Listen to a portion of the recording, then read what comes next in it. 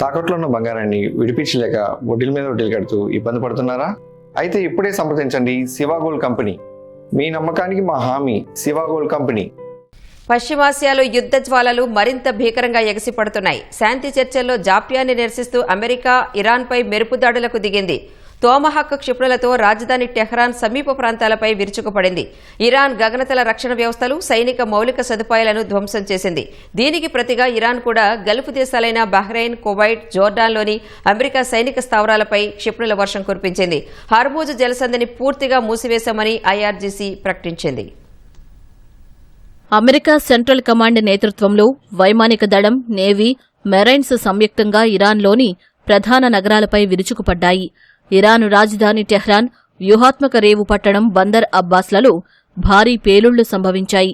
Iran సైనిక నిఘా వ్యవస్థలు, కమ్యూనికేషన్ నెట్వర్క్లు, ఎయిర్ డిఫెన్స్ కేంద్రాలే లక్ష్యంగా ఈ దాడులు జరిగాయి. ఈ దాడుల్లో టెహ్రాన్ వెలుపల ఉన్న ఐఆర్జీసీ బేస్, సైనిక బ్యారెక్స్ పూర్తిగా ధ్వంసమయ్యాయి. ఇరాన్పై 49 తోమహక్ క్రూయిజ్ క్షిపణులను ప్రయోగించినట్లు అమెరికా అధ్యక్షుడు డొనాల్డ్ ట్రంప్ వెల్లడించారు. ఇరాన్ గగనతలంలో తమ ఫైటర్ జెట్లు కొన్ని గంటల పాటు చక్కర్లు కుట్టాయని వివరించారు. ఇరాన్ ప్రభుత్వ ఉన్నతాధికారులు తనకు ఫోన్ చేసి దాడులను తక్షణమే నిలిపివేయాలని కోరారని ట్రంప్ తెలిపారు.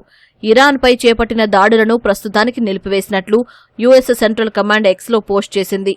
అంతర్జాతీయ వాణిజ్య జలాల్లో నౌకల రవాణాకు ముప్పు పొంచి ఉండటంతో ఇరాన్పై ఈ దాడులు చేపట్టామని వివరించింది.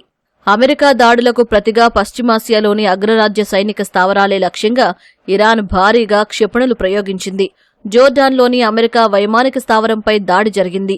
F-35, F-15, F-16 ఫైటర్ జెట్లను ధ్వంసం చేయడమే లక్ష్యంగా 12 బాలిస్టిక్ క్షిపణులను ప్రయోగించినట్లు ఐఆర్జీసీ తెలిపింది. జోర్డాన్ వైపు పలు క్షిపణులు దూసుకురాగా వాటిని గాల్లోనే కూల్చివేసినట్టు ఆ దేశం తెలిపింది. ఇరాన్ దాడులతో బహ్రెయిన్లో ఎయిర్ రైడ్ సైరన్లు మోగాయి.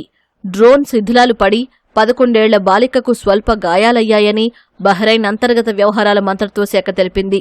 రాజధాని మనామా సహా హమద్ పట్టణంలో పలు వాహనాలకు మంటలు అంటుకున్నాయని ఎక్స్లో పోస్ట్ చేసింది. బహ్రెయిన్లోని యుఎస్ నేవీ ప్రధాన కార్యాలయంపై దాడి చేసినట్లు ఐఆర్జీసీ తెలిపింది. తమ దాడుల్లో అమెరికాకు భారీ నష్టం వాటిల్లిందని వివరించింది. ఇరాన్ డ్రోన్లు, క్షిపణులను అడ్డుకుంటున్నట్లు కువైట్ రక్షణ శాఖ పేర్కొంది.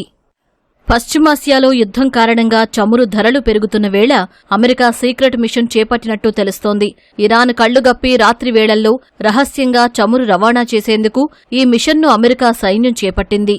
ఇందులో భాగంగా ఇరాన్ రాడార్లను ధ్వంసం చేయడం ద్వారా ఇప్పటివరకు 100 మిలియన్ బ్యారెళ్ల చమురును అమెరికా విజయవంతంగా హోర్మోజ్ జలసంధిని దాటించింది. నవంబర్లో జరగబోయే మిడ్ టర్మ్ ఎన్నికలను దృష్టిలో ఉంచుకుని అమెరికా అధ్యక్షుడు డొనాల్డ్ ట్రంప్ ఈ యుద్ధానికి త్వరగా ముగింపు పలకాలని చూస్తున్నారు. కానీ అమెరికా పెడుతున్న షరతులను ఇరాన్ అంగీకరించడం లేదు. ఇరాన్ వద్ద ఉన్న శుద్ధ యురేనియం నిల్వలను పూర్తిగా వదులుకోవాలని అమెరికా డిమాండ్ చేస్తోంది. అయితే తమ అణు కార్యక్రమం శాంతియుతమైనదని చెబుతున్న ఇరాన్ అమెరికా విధించిన ఆర్థిక ఆంక్షలను ఎత్తివేయాలని, తమ నిధులను విడుదల చేయాలని పట్టుబడుతోంది. దీనికి తోడు ఇజ్రాయెల్ ప్రధాని నెతన్యాహు కఠిన షరతులు శాంతి చర్చలను మరింత క్లిష్టంగా మారుస్తున్నాయి. అమెరికా, ఇరాన్ మధ్య 2 నెలల పాటు నామమాత్రంగా సాగిన కాల్పుల విరమణ ఈ వారంలో జరిగిన వరుస దాడులతో పూర్తిగా తుడిచిపెట్టుకుపోయింది. అటు లెబనాన్పై భీకర దాడులను ఇజ్రాయెల్ తిరిగి ప్రారంభించడంతో పశ్చిమాసియాలో నివురుగప్పిన యుద్ధ జ్వాలలు మళ్లీ రాజుకున్నాయి.